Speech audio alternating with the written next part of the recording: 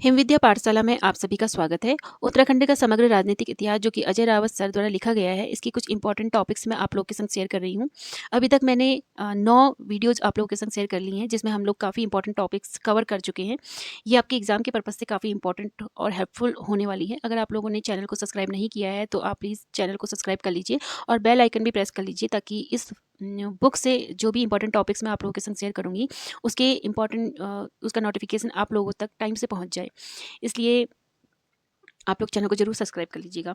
तो अभी तक हम लोगों ने कत्यूरी राजवंश के इतिहास के बारे में हम लोगों ने पढ़ लिया है। जो लास्ट वीडियो मैंने डाली थी यूट्यूब पे, तो उसमें हम लोगों ने कत्यूरी वंश की स्थापना एवं इतिहास के बारे में हम लोगों ने पढ़ लिया था, और इसके अंतर्गत हम लोगों ने जाना था कि कार्तिकेयपुर राज्य कैसे कत्यूरी वंश के नाम से जाना जाने लगा, ये हम लोगों ने जाना था।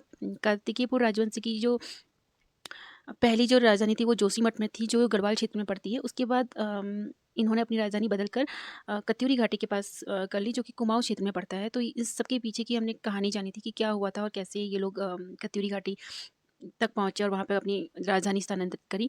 उसके बाद हम लोगों ने कुछ शासकों के बारे में भी पढ़ा, और इसके अंतर्गत जो भी शासक थे उनके बारे में जाना, और उनके द्वारा बनाए गए कुछ पदाधिकारी के बारे में हम लोगों ने जाना, और कुछ व्यवस्थाओं के बारे में हम लोगों ने जाना, जैसे पुलिस व्यवस्था इन लोग के काल में कैसी थी, आय के साधन क्या थे, कर क्या थे, राज परिवार में क्या चीज़ें थी।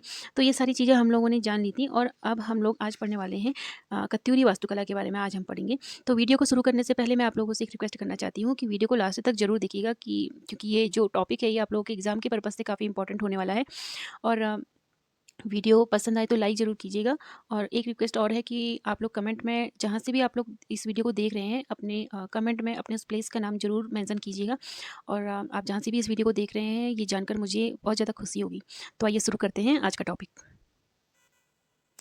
कत्यूरी वास्तुकला। उत्तराखंड में कत्यूरी काल को वास्तुकला का स्वर्णिम काल कहा जाता है। ये तो आप लोग बहुत अच्छे से जानते होंगे कि उत्तराखंड का जो स्वर्णिम काल है, वास्तुकला का जो स्वर्णिम काल है, वो क्या है, कत्यूरी काल है। क्योंकि कत्यूरी काल में ही ज़्यादातर उच्च कोटि के जो मतलब अच्छे जो मंदिरों का निर्माण हुआ है, वो कत्यूरी काल में ज़्यादातर कत्यूरी काल में हुआ, कत्यूरी वंश के लोगों ने किया है। तो कत्यूरी लोग उच्च कोटि के कला प्रेमी और सौंदर्य अनुभूति वाले थे। अधिकांश मंदिर निर्माण एवं मूर्ति निर्माण का श्रेय कत्यूरियों को जाता है। ठीक है। प्रारंभ में वो कुछ दक्षिण भारतीय तत्वों से तथा गुजरात एवं राजपूताना शैली से प्रभावित थी।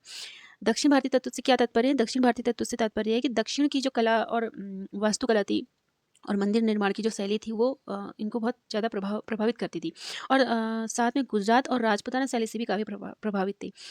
गुजरात और राजपूताना शैली से मतलब है कि जैसे गुजरात वाला एरिया हो गया, और ये आपका राजस्थान वाला एरिया हो गया, और ये मध्य प्रदेश के जो कुछ जो राज्य है, तो इनको राजपूताना शैली के नाम से भी जाना जाता है। यहाँ पे जो शैली, जिस शैली का प्रयोग हुआ है मंदिर निर्माण के लिए, उसको राजपूताना शैली के नाम से भी जाना जाता है। और एक और शैली है जिसका नाम हम अभी आगे पढ़ेंगे, एक प्रतिहार गुर्जर प्रतिहार शैली के नाम से एक शैली है, तो उसके बारे में हम आगे पढ़ेंगे। तो गुजरात एवं राजपूताना शैली से भी ये काफ़ी प्रभावित हुए थे। ठीक है। ख्याति प्राप्त पुरातत्ववेत्ता डॉक्टर के पी नौटियाल के अनुसार सबसे अधिक उल्लेखनीय काल 10वीं और 11वीं शताब्दी के बाद शुरू होता है। ठीक है। किन के बारे में? कत्यूरी वंश के बारे में शुरू होता है, क्योंकि 10वीं और 11वीं शताब्दी के बाद से फिर इन लोगों ने क्या करा, मंदिरों का निर्माण वगैरह कराना शुरू करा, और काफ़ी अच्छे और भव्य मंदिरों का निर्माण इन्होंने करवाया, जिस काल में मंदिर वास्तुकला के क्षेत्र में गहरी छाप छोड़ी है। ठीक है। ये मैं आपको बता चुकी हूँ कि 10वीं और 11वीं के बाद क्यों, क्योंकि इस काल में उन्होंने क्या करा था, मंदिर वास्तुकला के क्षेत्र में बहुत गहरी छाप छोड़ी थी। इस अवधि के मंदिर कमोवेश प्रतिहार शैली में है। ठीक है। इस अवधि में जो मंदिर बने हैं ना, 10वीं और 11वीं शताब्दी के अंतर्गत जो भी मंदिर बने हैं, ठीक है, इस अवधि से मतलब क्या है, 10वीं और 11वीं शताब्दी के बाद जो मंदिरों का निर्माण हुआ है, वो कमोवेश प्रतिहार शैली में बने। अब कमोवेश प्रतिहार शैली क्या है, आप लोग अपनी कॉपी में अच्छे से इसको नोट डाउन कर लीजिए, ये काफ़ी इंपॉर्टेंट हो जाता है आपके एग्जाम के पर्पज से। तो इसका तात्पर्य है, जैसे पहले हम लोग समझेंगे कमोवेश के बारे में। कमोवेश का अर्थ होता है कि जैसे थोड़ा बहुत समान दिखने वाला। ठीक है। और प्रतिहार एक शैली है, प्रतिहार शैली है गुर्जर प्रतिहार वंश नामक एक वंश था। तो उसमें क्या था कि ये जो उनकी जो मंदिर निर्माण की जो शैली थी, भवन निर्माण या मंदिर निर्माण की जो शैली थी, उसे प्रतिहार शैली नाम दिया था उन्होंने। ठीक है। तो सबसे पहले हम गुर्जर प्रतिहार के बारे में जान लेते हैं थोड़ा सा, जो आपके इंडियन हिस्ट्री से भी के पर्पज से भी काफ़ी इंपॉर्टेंट हो जाती है। तो गुर्जर प्रतिहार एक भारत का एक शक्तिशाली वंश था, और इनकी राजधानी पहले तो उज्जैन में थी, फिर उसके बाद कन्नौज में चली हो गई। और इनका जो राज्य था, उसका प्रसार था आपका राजस्थान, गुजरात, मध्य प्रदेश और उत्तर प्रदेश का एक बहुत बड़ा भाग था जहाँ पर इनका शासन था। और इनको जो इनकी कलात्मक जो स्थापत्य जो विकास इन्होंने किया था वो नागर शैली का बहुत ज़्यादा विकास किया था इन्होंने अपनी प्रतिहार शैली में, ठीक है। जो इनकी स्थापत्य कला की जो शैली है उसे प्रतिहार शैली के नाम से जाना जाता है, ठीक है। आप लोग ये नोट करते जाइएगा अपनी कॉपी में। तो इन्होंने सबसे ज़्यादा विकास सबसे ज़्यादा किसकी ओर ध्यान दिया? इन्होंने मंदिर जो निर्माण कार्य कराए इन्होंने, इसमें नागर शैली का बहुत ज़्यादा विकास करा इन्होंने, ठीक है। तो इसी वजह से क्या कहा गया, ये प्रतिहार शैली क्या है? गुर्जर प्रतिहार वंश की जो एक स्थापत्य और वास्तुकला की जो शैली है उसे प्रतिहार शैली कहा जाता है। तो कमोवेश का क्या अर्थ बताया मैंने आपको कि थोड़ा बहुत समान। तो कुल मिलाकर इसका साधारण शब्दों में अगर आप अपनी कॉपी में इसको नोट भी कर लीजिएगा कि सरल शब्दों में अगर हम इसको जाने तो इसका अर्थ है कि ऐसी शैली जो पूरी तरह प्रतिहार शैली नहीं, लेकिन उसमें क्या है, प्रतिहार शैली की कुछ हद तक कुछ विशेषताएं दिखाई देती हैं। पूरी तरह तो प्रतिहार शैली नहीं है, लेकिन कुछ कुछ चीज़ें प्रतिहार शैली से मिलती जुलती हैं, ठीक है। तो इसी वजह से उसे कमोवेश प्रतिहार शैली कहा गया है। तो इस अवधि में जो 10वीं और 11वीं शताब्दी में जो मंदिर निर्माण हुए वो कमोवेश प्रतिहार शैली में हुई, मतलब कि कुछ हद तक प्रतिहार शैली के प्रतीत होते थे, ठीक है। यह शैली विशेष कर राजपुताना के ओसिया में प्रचलित थी, ठीक है। क्या कह रहे हैं? यह शैली क्या थी? विशेषकर राजपुताना के ओसिया में प्रचलित थी। ओसिया क्या है? ओसिया एक गुर्जर प्रतिहार वंश के समय में एक महत्वपूर्ण व्यापार और धार्मिक केंद्र था। यहाँ पर से व्यापार और धार्मिक केंद्र के लिए ये जगह गुर्जर प्रतिहार वंश में जानी जाती थी, ठीक है। तो यहाँ पर जो मंदिरों का निर्माण हुआ था तो उसी को राजपुताना शैली कहा गया, ठीक है। यह शैली विशेषकर राजपुताना के ओसिया में प्रचलित थी। उसके बाद इसका प्रसार संपूर्ण राजपुताना, गुजरात, मध्य प्रदेश एवं उत्तर प्रदेश में हुआ। पहले तो सिर्फ ओसिया में ही इसका प्रसार था। उसके बाद धीरे धीरे क्या हुआ, ये जो राजपुताना शैली थी ये क्या हुई, गुजरात, मध्य प्रदेश और उत्तर प्रदेश में इसका प्रसार हुआ। कत्यूरी काल के दौरान कुमाऊं और गढ़वाल के मंदिर देश के विभिन्न भागों के विभिन्न तत्वों को अपनाते हुए काफ़ी तत्पर और ग्रहणशील थे। तो कत्यूरी वंश ने क्या किया यहाँ पर से, कत्यूरी काल के दौरान कुमाऊं और गढ़वाल के मंदिर देश के विभिन्न जो भाग थे वहाँ से विभिन्न तत्वों को अपनाते हुए, ये आप लोग समझ रहे होंगे, वो वहाँ पर से जो विभिन्न शैलियाँ वो लोग देखते जा रहे थे, देश के विभिन्न भागों में जिस तरह की भी उनको शैली दिख रही थी और अच्छी अनुभव कर रहे थे, तो वहाँ से प्रभावित होकर उन लोगों ने क्या करा, वहाँ से सीखा और अपनी जो उनकी खुद की जो शैली थी, कत्यूरी जो शैली थी, उसमें उन लोगों ने उसको प्रचलन में लाना शुरू करा। फिर वहीं से सीख कर, वहीं से देख कर उन लोगों ने अपने यहाँ के मंदिरों का निर्माण भी किया। मंडप के त्रिकोणीय कक्षासन, द्वेवली, द्वार मंडप और या अग्र मंडप, ठीक है, द्वार मंडप या अग्र मंडप जो बैजनाथ, द्वाराहट, कटारमल, आदि बद्री और बागेश्वर के मंदिरों में प्रतिहार सोलंकी शैली भी अभिव्यक्ति है। प्रतिहार सोलंकी शैली, एक तो प्रतिहार वंश जो मैंने आप लोगों को बताया, प्रतिहार शैली जो गुर्जर प्रतिहार वंश की शैली थी, तो एक तो ये प्रतिहार शैली हो गई, और एक सोलंकी वंश की थी जो सोलंकी शैली के नाम से जानी जाती थी। तो इन दोनों का मिश्रण करके मंदिरों का निर्माण करवाया था किन्होंने, कत्यूरियों ने, ठीक है। कत्यूरी वंश के जो शासक थे उन लोगों ने फिर प्रतिहार वंश और सोलंकी वंश से संबंधित जो शैलियाँ थी उनके मिश्रित रूप में मंदिरों का निर्माण करवाया, ठीक है। एक बार ये जान लेते हैं कि मंडप के त्रिकोणीय कक्षासन, देवली, द्वार मंडप या अग्र मंडप, तो ये क्या कहलाए जाते हैं? जो त्रिकोणीय कक्षासन होता है वो विशेष अनुष्ठानों के लिए बनाया जाता है, या तो वहाँ पे विशेष अनुष्ठान होते हैं या फिर वो बैठने की व्यवस्था के रूप में प्रयोग किया जाता है, ठीक है। और देवली क्या होता है? देवली आप इसको कॉपी में जरूर नोट कीजिएगा, ठीक है। त्रिकोणीय कक्षासन को क्या कहते हैं? या तो विशेष अनुष्ठानों के लिए या बैठने की व्यवस्था के लिए प्रयोग किए जाते हैं। और देवली क्या होते हैं? ये मुख्य मंदिर के जो आसपास बने छोटे छोटे मंदिर होते हैं ना, उन छोटे छोटे मंदिरों को कहते हैं देवली। जैसे आप लोगों ने देखा होगा कि जैसे एक मुख्य मंदिर होता है और मुख्य मंदिर के बगल में इधर उधर जो होते हैं आसपास में जो छोटे छोटे मंदिर होते हैं और उसमें जो छोटी प्रतिमा स्थापित होती है उन्हें देवली कहा जाता है उन मंदिरों को, ठीक है। ये आप जरूर से इंपॉर्टेंट करके नोट कीजिएगा अपनी कॉपी में। द्वार मंडप क्या होता है? जो मुख्य मंदिर का जो द्वार होता है उसके सामने जो मंडप होता है उसे द्वार मंडप या अग्र मंडप कहा जाता है, ठीक है। और ऐसे मंदिर आपको कहाँ देखने को मिलेंगे? बैजनाथ, द्वाराहाट और कटारमल, आदि बद्री और बागेश्वर में ऐसे मंदिर आप लोगों को देखने को मिलेंगे जो प्रतिहार और सोलंकी शैली में बनाए गए हैं। चलिए आगे बढ़ते हैं। ये मंदिर विशेष रूप से गुजराती और राजस्थानी शैली में बने हैं, ठीक है। विशेष रूप से गुजराती और राजस्थानी शैली कौन सी है? हमारी प्रतिहार शैली है। अभी तक आप लोग इसको अच्छे से समझ गए होंगे। यहाँ भवन आकार में छोटे हैं लेकिन वास्तुकला उत्कृष्ट नमूना आकर्षण है, जहाँ मनुष्य और ईश्वर के बीच संपर्क होता है, ठीक है। भवन निर्माण भले छोटे हों लेकिन वास्तुकला बहुत ही अच्छी होती है। भले ही मंदिरों के जो ऊँचाइयाँ बहुत ज़्यादा नहीं होती हैं, लेकिन उसमें जो वास्तुकला का प्रयोग किया गया है वो बहुत आकर्षित होती है अपने ओर, क्या करती है, खींचती है वो लोगों को। तो मनुष्य और ईश्वर के बीच संपर्क होता है। वहाँ भक्तगणों के लिए पवित्र स्थान है, जो संसार में भ्रम जाल से ज्ञान और सत्य की ओर अग्रसित होते हैं। जो संसार के भ्रम जाल से ज्ञान और सत्य की ओर अग्रसित होते हैं, ठीक है? भ्रम जाल को छोड़कर क्या करते हैं, ज्ञान की तरफ और सत्य की ओर बढ़ते हैं। तो ऐसा एक कनेक्शन, संपर्क, एक संबंध बता रखा है ईश्वर और मनुष्य के बीच में। हिंदुओं के मंदिरों की वास्तुकला में भिन्नता भिन्नता है, लेकिन उनका मूल स्वरूप एक सा है। तो ये इसमें मुझे आप लोगों को ज़्यादा समझाने की ज़रूरत है नहीं कि हिंदुओं के मंदिर की जो वास्तुकला है वो अलग-अलग, आप भारत के किसी भी कोने में जाकर मंदिरों में अगर आप जाते हैं तो वहाँ की वास्तुकला में थोड़ा सा भिन्नता ज़रूर होगी, लेकिन उनका मूल स्वरूप एक ही होगा, ठीक है? तो यही एक खास बात है यहाँ के मंदिरों में। तो उनकी खास विशेषता उनका गर्भगृह है, जहाँ देवता या देवी की मौलिक प्रतिमा स्थापित होती है। मौलिक प्रतिमा क्या होती है? जो मूल प्रतिमा होती है, जो सबसे पहली बार जो बनाई जाती है, ठीक है? मूल और पहली बार बनाई गई जो प्रतिमा होती है उसे मौलिक प्रतिमा कहा जाता है। आप नोट डाउन करते जाइएगा अपनी कॉपी में। कक्ष के चारों ओर प्रायः ढांचे और भवन हैं।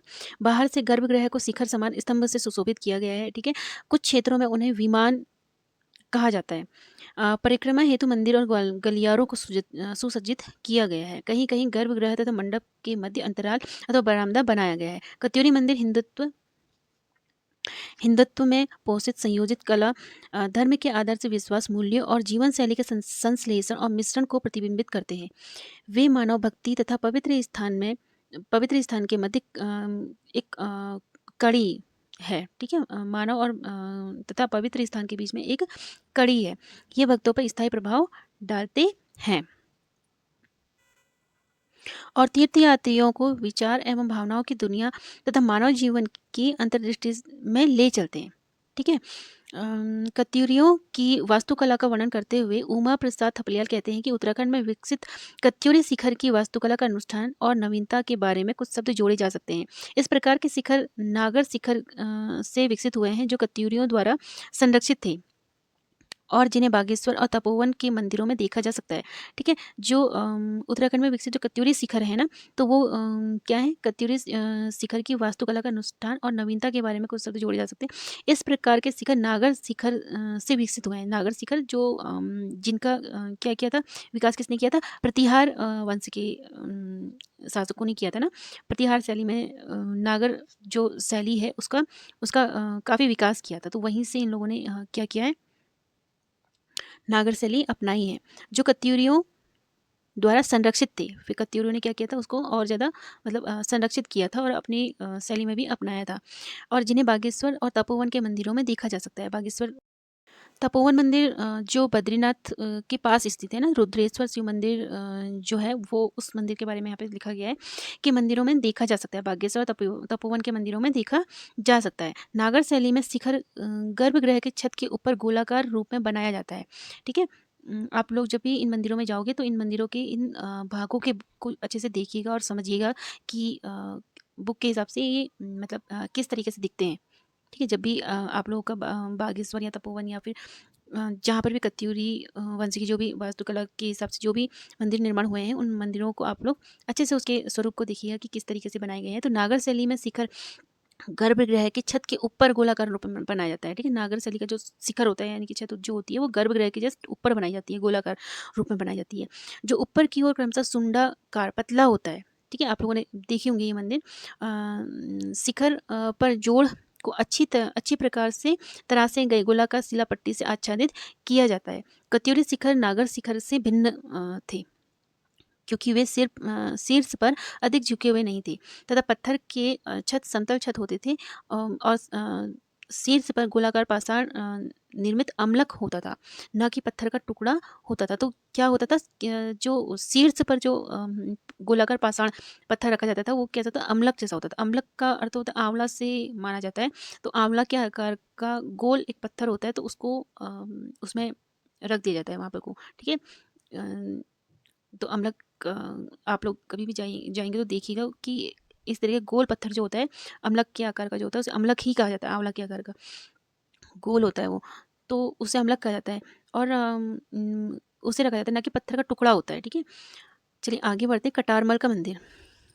पड़ते हैं। तो जो कटारमल का मंदिर है वो कत्यूरी वंश के अंतर्गत कत्यूरी वास्तुकला से निर्मित हुआ है। तो कटारमल मंदिर जो सूर्य देव को अर्पित है, उस मंदिर के बारे में यहाँ पे लिखा गया है। भारत में अतीत काल से सूर्य की पूजा आराधना की जाती रही है। ठीक है, वेदों ने इसे अक्षय ऊर्जा एवं प्रकाश का भंडार कहा है। ठीक है, वैदिक साहित्य में सूर्य को समर्पित कई स्रोत हैं जो सूर्य को दिव्य खगोलीय पिंड मानते हैं। देखिए, इससे समझते हैं जो वैदिक साहित्य में सूर्य को जो के लिए जो स्रोत जो लिखे गए हैं, उसमें क्या कहा गया है, सूर्य को दिव्य खगोलीय पिंड माना। दिव्य खगोलीय पिंड से क्या मतलब है, जो आकाश में दिखाई देने वाली जो खास तरीके की चमकदार जो चीज़ें होती हैं, उन्हें क्या बोला जाता है, पिंड कहा जाता है। ठीक है, पवित्र पिंड के समान माना जाता है। जैसे सूर्य हो गया, चंद्रमा हो गए, तारे हो गए, तो खगोलीय पिंड हैं ये। तो सूर्य को दिव्य खगोलीय पिंड माना गया है। ठीक है, और जो सूर्य को समर्पित जो स्रोत हैं, उनमें सूर्य के बारे में बहुत सी चीज़ें बताई गई हैं कि सूर्य क्या है कि क्या करता है, सूर्य प्रकाश और ऊर्जा का स्रोत बताया गया है सूर्य को, और सूर्य को अंधकार दूर करने वाला बताया गया है। जैसे कि सूर्य को जीवन और समय और ऋतु चक्र का आधार भी बताया गया है। ठीक है, और साथ में सूर्य को साक्षी भी बताया गया है, साक्षी भी माना गया है, सब कुछ देखने वाला। ठीक है, तो बहुत ज़्यादा महत्व बताया गया है सूर्य के बारे में वैदिक साहित्यों में। और ब्रह्मांड से भी जीवों का पोषक मानते हैं। ठीक है, सूर्य सूर्य द्वारा सूर्य उपनिषद में सूर्य की प्रशंसा अथवा प्रार्थना में प्रसिद्ध स्रोत दिए गए हैं। ठीक है, आगे बढ़ते हैं। पुराणों एवं धर्म ग्रंथों में सूर्य पूजा के संदर्भ में सूर्य पूजा के संदर्भ में पाए जाते हैं। सूर्य पूजा सूर्य पूजा समय के साथ उलटफेर के साथ अधिक विख्यात है। हर्षवर्धन के दरबार में मयूर नामक एक शिक्षित ने 7वीं शताब्दी में सूर्य भगवान की महिमा में सूर्य सूक्तम की रचना की थी। ठीक है, सूर्य सूक्तम जो मैं आप लोगों को बता चुकी हूँ कि उसमें सूर्य की बहुत ज़्यादा मंत्र हैं। ठीक है, सूर्य सूक्तम के अंतर्गत जो सूर्य की स्तुति करने वाले कई तरीके के मंत्रों का समूह है, उसे सूर्य सूक्तम कहा जाता है। तो किसने बनाया था, आप लोग नोट कर लीजिएगा कि हर्षवर्धन के दरबार में मयूर नामक एक विद्वान था, जिसने क्या किया था, सूर्य भगवान की महिमा में सूर्य सूक्तम की रचना की थी। सूर्य सूक्तम की रचना किसने की थी, किसी मयूर नामक एक विद्वान ने की थी। यह विश्वास किया जाता है कि उसका अंधापन दूर हो गया था। जब उसने सूक्तम की रचना करी तो उसके प्रभाव से क्या हुआ था, उसका जो अंधापन था वो दूर हो गया था। यजुर्वेद में यह उल्लेख किया गया है कि हिमालय क्षेत्र के विकट जलवायु की स्थिति में सूर्य पूजा को महत्वपूर्ण स्थान दिया गया है। उत्तराखंड में भी यह प्राचीन काल से चली आ रही है। ठीक है, उत्तराखंड में भी ऐसी प्रथा जो है वो काफ़ी प्राचीन काल से चली आ रही है। सूर्य को मतलब सूर्य पूजा को बहुत महत्वपूर्ण स्थान दिया गया है उत्तराखंड में भी प्राचीन काल से। ठीक है, शीत ऋतु के प्रारंभ होने से चली आ रही है। ठीक है, ये पौष महीने के आसपास यहाँ पे सूर्य मंदिर में पूजा अर्चना की जाती है। ऐसा विश्वास किया जाता है कि सूर्योदय के समय सूर्य को जल चढ़ाना स्वास्थ्य के लिए लाभप्रद है। ये तो हम इस बात से सभी लोग बहुत अच्छे से इस बात को जानते हैं कि सूर्य को हमेशा जल चढ़ाना चाहिए, और कड़क ठंड का सामना करने के लिए मानव शरीर को ऊर्जा प्रदान करती है। अगर हम रोज़ सूर्य को जल चढ़ाएंगे तो हमारे शरीर से संबंधित कई लाभ हमको मिलते हैं। इस अवधि में सूर्य दक्षिणी गोलार्ध की ओर चला जाता है। ठीक है, जब ठंड का समय जब शुरू होने लग जाता है ना, तो सूर्य क्या होता है, यहाँ पर को दक्षिण की ओर चला जाता है। ठीक है, एवं परिणाम स्वरूप यह क्षेत्र शीत लहर की चपेट में रहता है। ठीक है, जब सूर्य दक्षिण की गोलार्ध की तरफ चला जाता है, हमें ऐसा प्रतीत होता है, तो क्या होता है कि यहाँ पर को क्या होने लग जाती है, ठंड शुरू होने लग जाती है। ठीक है, मतलब सर्दियों का समय आने लग जाता है। तो परिणाम स्वरूप इस अवधि में सूर्य भगवान का आह्वान करना तथा गायत्री मंत्र का जाप करना एक परंपरा बन गई है। तो उस समय फिर क्या करने लग जाते हैं लोग, सूर्य भगवान की पूजा अर्चना और आराधना करने लग जाते हैं, और गायत्री मंत्र का जाप बहुत ज़्यादा महत्वपूर्ण बताया गया है सूर्य आराधना में। तो इस अवधि में सूर्य दक्षिणी गोलार्ध की ओर चला जाता है। इसे क्या मतलब समझे आप कि सूर्य जब दक्षिणी गोलार्ध की ओर चला जाता है, तो ये कब से माना जाता है, लगभग 21 जून के बाद से ये शुरू होने लग जाता है, और इसे ग्रीष्म अयनांत कहते हैं। ठीक है, यानी कि ग्रीष्म जो काल होता है उसका धीरे धीरे क्या होता है, वो समाप्ति की ओर होता है और शीत काल शुरू होने लग जाता है। तो दक्षिणी गोलार्ध में जाने की जो प्रक्रिया होती है वो क्या होती है, सूर्य की सीधी किरणें धीरे धीरे कर्क रेखा से हटकर मकर रेखा की ओर जाने लगती हैं। और उत्तरी गोलार्ध में दिन छोटे और रातें लंबी होने लगती हैं। और ये सब किसकी वजह से होता है, पृथ्वी के झुकाव और परिक्रमा के कारण होता है। ठीक है, तो इसे आप बिल्कुल अच्छे से नोट कर लीजिएगा। तो अब आगे बढ़ते हैं। उत्तराखंड में शिव, विष्णु एवं दुर्गा के अलावा सूर्य संप्रदाय पंथ बहुत प्रचलित है। क्या कह रहे हैं, उत्तराखंड में ज़्यादातर शिव, विष्णु एवं दुर्गा के अलावा सूर्य संप्रदाय पंथ बहुत ज़्यादा प्रचलित है। ऐसा प्रतीत होता है कि इसकी जड़ें अतीत में मौजूद थी। ठीक है, यानी कि बहुत पहले समय से ही क्या चला आ रहा है, सूर्य की पूजा अर्चना पहले से ही, बहुत प्राचीन काल से ही की जाती है।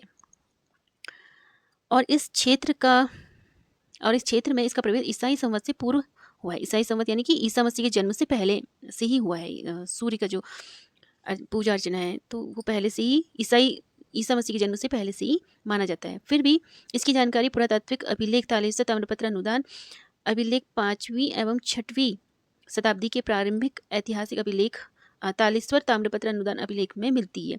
अनुदान पत्र में सूर्य की महिमा का गुणगान ब्रह्मांड की जीवनदायिनी देवता शक्ति के रूप में किया जाता है। ठीक है, तो इसका मतलब क्या है कि सूर्य को क्या बताया गया है, बहुत ही दिव्य प्रकाश देने वाला बताया गया है, दिव्य प्रकाश का स्रोत बताया गया है जो समस्त संसार को प्रकाशित करता रहता है। ठीक है, आगे बढ़ते हैं। विख्यात पुरातत्ववेत्ता प्रोफेसर के.पी. नौटियाल के अनुसार कुमाऊं के कत्यूरी और चंद राजाओं ने सूर्य संप्रदाय पंथ को प्राथमिकता दी। इसकी पुष्टि उत्तराखंड की बड़ी मात्रा में सूर्य भगवान से संबंधित उपलब्ध मूर्तियां तथा स्मृति स्तंभों से होती है। ठीक है, पूरे कुमाऊं और गढ़वाल में सूर्य की 80 से अधिक प्रतिमाएं हैं और सूर्य को समर्पित 1 दर्जन से अधिक मंदिर हैं। स्थानीय भाषा में मंदिरों में स्थापित सूर्य की मूर्तियां भूतों को बड़ादित्य, सूर्य नारायण और भौमादित्य इत्यादि कहा जाता है। तो स्थानीय भाषा में सूर्य देवता को बड़ादित्य के नाम से भी जाना जाता है, सूर्य नारायण के नाम से भी जाना जाता है और भौमादित्य के नाम से भी जाना जाता है। ठीक है, वर्तमान काल में इस पंथ या प्रथा का प्रदर्शन सामान्यतः पौष महीने में, जो पौष का महीना आता है ना, तो जो 15 दिसंबर से शुरू होता है और 15 जनवरी तक चलता है, तो इससे होने वाले सूर्य के सम्मान में आयोजित त्यौहार में या ग्रहण के समय में किया जाता है। सूर्य भगवान को दूध मिश्रित जल और पुष्प अर्पित किया जाता है। ठीक है, जब मकर संक्रांति होती है तब की ये बात की जा रही है, जो मैंने आपको लोगों को बताया ना कि मकर संक्रांति में सूर्य की पूजा की जाती है। तो क्या होता है इस दिन, सूर्य की जो सीधी किरणें होती हैं वो धीरे धीरे कर्क रेखा से हटकर मकर रेखा की ओर जाने लगती हैं, इसीलिए उसको मकर संक्रांति कहा जाता है। ठीक है, और तब से क्या होता है, फिर उत्तरी गोलार्ध में क्या होने लगता है, दिन जो होते हैं वो दिन छोटे होने लगते हैं और रातें लंबी होने लग जाती हैं। ठीक है, तो उसी का महत्व बताया गया है यहाँ पर तो पौष के महीने में ये इस त्यौहार को मनाया जाता है। ठीक है, और सूर्य भगवान जी को दूध मिश्रित जल और पुष्प अर्पित किया जाता है। चलिए आगे बढ़ते हैं। विख्यात इतिहासकार डॉक्टर डी शर्मा के विचार हैं कि कुमाऊं में मध्यकाल में सूर्य भगवान की प्रतिमा रूप में पूजा होती थी। ठीक है, सूर्य भगवान की प्रतिमा कैसी होती थी, सूर्य भगवान की प्रतिमा रूप में पूजा होती थी, यानी कि मूर्ति रूप में पूजा की जाती थी। उस अवधि की सूर्य की पूर्ण सुरक्षित संरक्षित प्रतिमाएं जागेश्वर, द्वाराहाट और बैजनाथ, कटारमल और दनिया में अवस्थित है। मतलब उस टाइम पे जो मध्यकाल में जब सूर्य भगवान की प्रतिमा के रूप में जो पूजा की जाती थी, तो उस समय की जो प्रतिमाएं हैं वो कहाँ हमको प्राप्त हो सकती हैं, जागेश्वर में, द्वाराहाट में, बैजनाथ में, कटारमल में और दनिया में अभी स्थित है। उत्तरी भारत की तरह कुमाऊं में सूर्य प्रतिमा का चित्रांकन ईरानी शैली से प्रभावित रही है। ठीक है, कौन सी शैली में, ईरानी शैली में प्रभावित रही है। ईरानी शैली में ही क्यों मिलती है, क्यों थे प्रभावित हुए ईरानी शैली से, क्योंकि उस समय मध्य एशिया और ईरान के बीच में व्यापार और सांस्कृतिक संपर्क था। तो इस वजह से ईरानी शैली में प्रतिमा का चित्रांकन ईरानी शैली में किया जाता था। सूर्य की सब प्रतिमाओं को समान रूप से नुकीली टोपी, अंगराखा चोला और खुला कोट और ऊंचे जूते पहने दर्शाया गया है। तो ये ईरानी शैली की विशेषता है जो यहाँ पे दी गई है कि सूर्य को क्या किया गया है कि सब प्रतिमाओं को समान रूप से, सूर्य की जो प्रतिमाएं थी वो नुकीली टोपी, अंगराखा चोला, खुला कोट और ऊंचे जूते पहना के दर्शाया गया। ईरानी शैली की विशेषता है। लेकिन दक्षिण भारत में सूर्य को ईरानी शैली को न अपनाकर प्राकृतिक, विशुद्ध और पवित्र रूप में दर्शाया गया है। यानी कि बहुत ही साधारण और साधारण वेशभूषा रखा गया है। ठीक है, दक्षिणी भारत में प्राकृतिक और विशुद्ध रूप में दर्शाया गया है, यानी कि सूर्य को सरल और स्वाभाविक रूप में दिखाया गया है। मतलब आभूषण और विदेशी वेशभूषा का बिल्कुल अभाव रखा गया है। जिस तरह से ईरानी शैली में ऐसे नोकीली टोपी और अंगरखा और वेशभूषा बिल्कुल साधारण रखी गई है।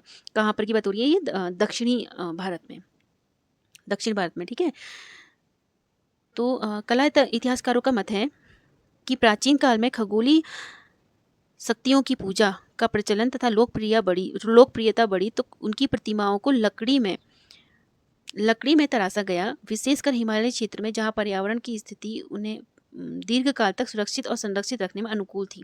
तो फिर उसके बाद क्या करा कि जो हिमालय जो क्षेत्र था वहाँ पर को पर्यावरण की स्थिति को देखते हुए क्या करा, लकड़ी की कास्ट की मूर्ति बनानी शुरू करी, और वो क्या होती थी कि बहुत ज़्यादा समय तक सुरक्षित रहती थी। इसलिए फिर काष्ठ की लकड़ी से प्रतिमा का निर्माण करने लगे। यह कहा गया है कि कटारमल के सूर्य मंदिर के काष्ठ निर्मित दरवाजे, जिन्हें वर्तमान में सुरक्षा की दृष्टि से नई दिल्ली के राष्ट्रीय संग्रहालय में रखा गया है।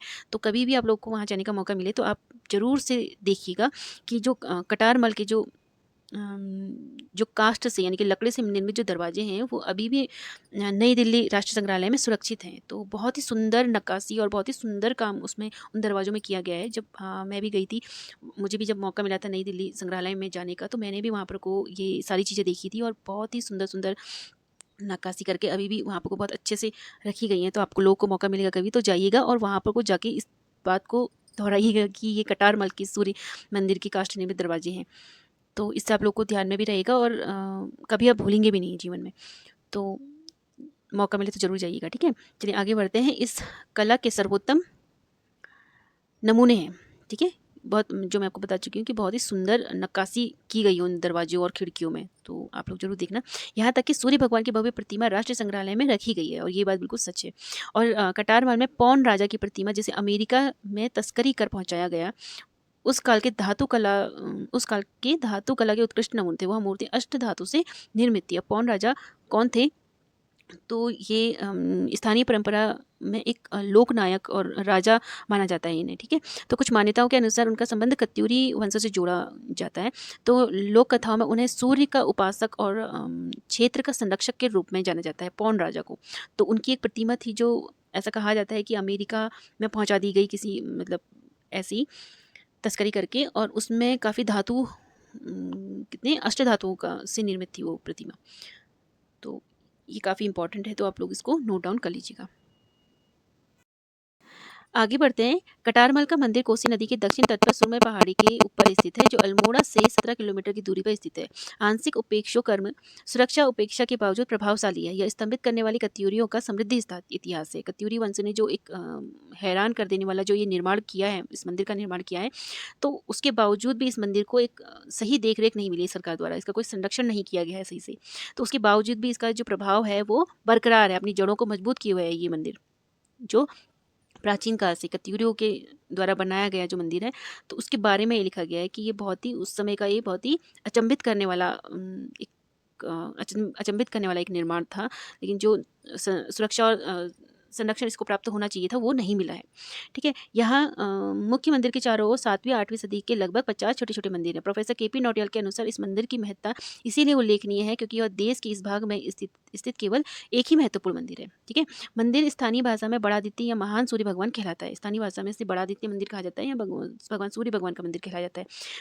मुख्य मंदिर 4 दीवारी से घिरा हुआ है, जिसकी उत्तर से दक्षिण 50 मीटर तथा पूर्व से पश्चिम 9.5 मीटर है।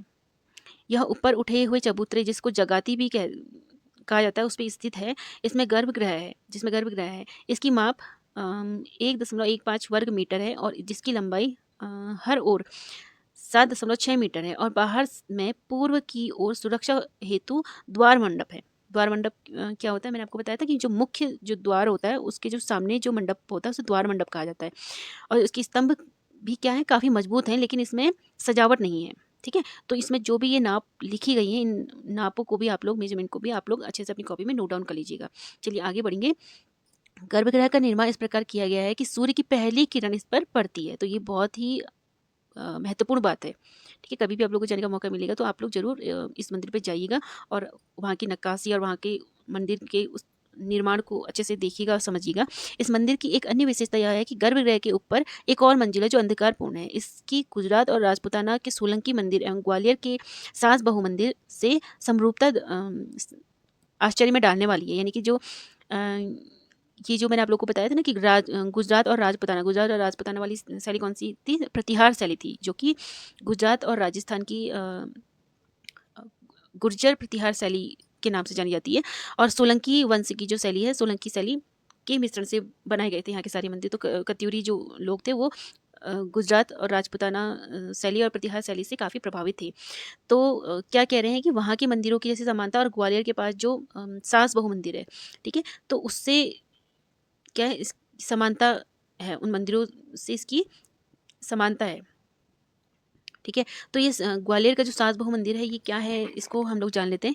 तो ये मंदिर मध्य प्रदेश में स्थित है। ठीक है, सास बहू मंदिर जो कहा जा रहा है, और ये स्थानीय भाषा में इसे सास बहू मंदिर कहा जाता है। वैसे क्या था इसका, यह मंदिर मध्य प्रदेश के ग्वालियर किला है, एक उस किले के अंदर स्थित है और एक प्राचीन मंदिर समूह है। ठीक है, ग्वालियर में जो ग्वालियर किला है उस परिसर में ये मंदिर स्थित है। इस मंदिर का निर्माण 11वीं शताब्दी में हुआ था और इसे किसने बनाया था? महिपाल ने बनाया था। ठीक है, और इस मंदिर की एक खास बात ये भी है कि जो मतलब आम जो बोलचाल है, यानी कि जो स्थानीय भाषा में इसे सास बहू मंदिर कहा जाता है, लेकिन वास्तव में जो इसका रियल जो नेम है वो सहस्त्रबाहु नाम है इस मंदिर का, सहस्त्रबाहु। लेकिन समय के साथ साथ बोलचाल के हिसाब से ये नाम बदलते बदलते सास बहू बन गया। तो इस वजह से भी ये काफ़ी चर्चा में रहता है ये मंदिर। और यहाँ पर ये मंदिर, इसमें 2 भाग हैं, एक तो बड़ा मंदिर है, एक छोटा मंदिर है। बड़ा मंदिर जो है उसको सास कहा जाता है, छोटा मंदिर को बहू ऐसे कहा जाता है। तो इस मंदिर की जो खास बात है, जो इस तरीके के जो मंदिर हैं, जैसे कि इसमें कहा गया है कि जो गुजरात, राजपूताना और सोलंकी मंदिर जो हैं, तो इनकी जो समरूपता है वो आश्चर्य में डालने वाली है। तो आश्चर्य में डालने वाली बात क्या है इसमें, कि इसमें बहुत जटिल नक्काशी वगैरह की गई है। खंभों और दीवारों पर बहुत सुंदर मूर्तियों का निर्माण किया गया है और छतों पर एक ज्यामिति और पौराणिक आकृतियाँ बनाई गई हैं। और यह जो मंदिर है ये भगवान विष्णु को समर्पित है। ये जो ग्वालियर वाला मंदिर है ये भगवान विष्णु को समर्पित मंदिर है। ठीक है, तो यहाँ पर जो बहुत ही नक्काशीदार जो कार्य किया गया है, तो जो बहुत जटिल नक्काशी की गई है, तो उसकी वजह से ये आश्चर्य में डालने वाला मंदिर इसको कहा गया है। ठीक है, मंदिर का शिखर एक ऊंची कोटि का ढांचा है जो करीब 1.5 मीटर ऊंचा है। यह सीढ़ीदार रूप में बनी है। यहाँ चौड़ी 36 खंडे हैं और जो अंत में शिखर तक बने हैं। द्वार में कुछ लकड़ी के बने पत्ते हैं जो 4 फलक पट्टी में व्यवस्थित हैं। हिंदू धर्म मीमांसा में वर्णित देवी देवताओं से संबंधित विषय इनमें रेखांकित किए गए हैं। ठीक है, यह कहा गया है कि मूल फलक मुख्य मंदिर के बाहर स्थित पट्टी को हटा दिया गया है। पुरातात्विक तत्वों का विचार करने पर भारत के प्राचीन काल के उत्कृष्ट मंदिरों में से एक कटारमल मंदिर को माना जाता है। ठीक है, पुरातात्विक तत्वों के विचार करने पर भारत का जो प्राचीन काल के उत्कृष्ट मंदिरों में से एक माना जाता है कटारमल मंदिर को, और बहुत दूर दूर से लोग यहाँ पर को आते हैं दर्शन करने के लिए। ठीक है, तो अब आगे बढ़ते हैं। इस वीडियो का एक लास्ट टॉपिक हम पढ़ लेते हैं, गोपेश्वर मंदिर। ठीक है, आगे बढ़ते हैं। गोपेश्वर मंदिर। डॉक्टर केपी नौटियाल का मत है कि जनपद चमोली के मुख्यालय गोपेश्वर में कई मंदिर हैं, लेकिन गोपेश्वर के मुख्य मंदिर भव्यता और सौंदर्यता में विशेषकर आकर्षित करती है। ठीक है, यह भी कटारमल मंदिर के निर्माण के सिद्धांत पर निर्मित है। यानी कि कटारमल मंदिर के निर्माण पर कैसे, क्योंकि कटारमल मंदिर का निर्माण किसने कराया था? कत्यूरी वंश के शासकों ने कराया था। यानी कि कत्यूरी शैली में बनाया गया है, और कत्यूरी शैली किससे प्रभावित थी? राजपूताना शैली से प्रभावित थी। तो उसी शैली में जो प्रतिहार शैली और सोलंकी शैली के मिश्रण से जो निर्माण किया जा रहा था मंदिरों का, तो उसी शैली में इसको भी बनाया गया है। उसी तरीके से नक्काशीदार सजावट की गई है इसमें भी। ठीक है, तो इसका विशाल उत्कर्ष लगभग इतने यहाँ पर को मेंशन नहीं किया है। अगर आप लोगों को कहीं पे मिलेगा तो आप लोग ज़रूर कमेंट बॉक्स में मेंशन कीजिएगा। तो यहाँ पे मिसिंग है, ये टाइपिंग मिस्टेक है शायद। तो इसका विशाल उत्कर्ष लगभग इतने फीट है। ठीक है, यहाँ पे मेंशन नहीं किया गया। और जंघ से शिखर तक समान दिखाई देता है। जंघ से शिखर तक मतलब है कि मंदिर का जो मध्य वाला भाग होता है उसे जंघ कहा जाता है। तो जंघ से शिखर तक समान दिखाई देता है। यह देव स्थल कई रूपों से कटारमल, बागेश्वर और कुमाऊं के अन्य मंदिरों की तरह शैलीगत प्रतिमान बूसी स्टाइल में है। बूसी स्टाइल यानी भूसी होगा, यहाँ पे भूसी लिखा है।